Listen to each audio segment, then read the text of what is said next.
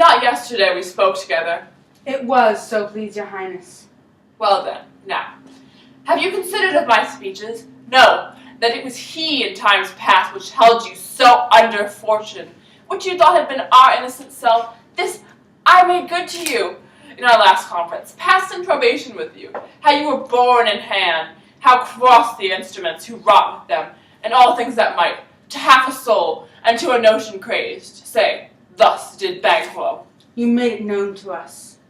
I did so, and went further, which is now our point of second meeting. Do you find your patience so predominant in your nature that you can't let this go? Are you so gospelled to pray for this good man and for his issue, whose heavy hand hath bowed you to the grave, and beggared yours forever? We are men, my liege. Aye, in the catalogue ye go for men, as hounds and greyhounds, mongrels, spaniels, curs, shows, water rugs, and demi-wolves are clept.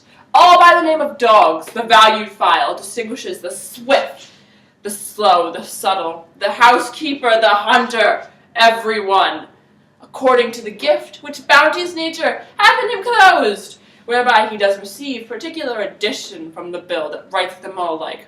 And so of men. Now, if you have station in the file, not in the worst rank of manhood, say it, and I will put that business in your bosoms, whose execution takes your enemy off, grapples you to the heart and love of us, who wear our health, but sickly in his life, which in his death were perfect. I am one, my liege, whom the vile blows and buffets of the world have so incensed, that I am reckless what I do to spite the world. And I another, so weary with disaster, tug with fortune, that I would set my life on any chance to mend it or be rid of it. Both of you know Banquo was your enemy. True, my lord.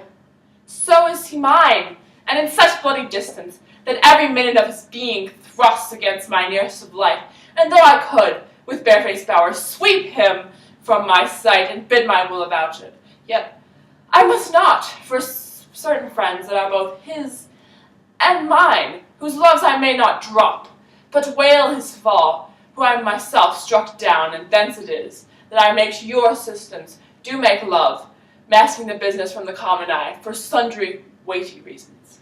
We shall, my lord, perform what you command us. Nor our lives. Your spirit shines through you.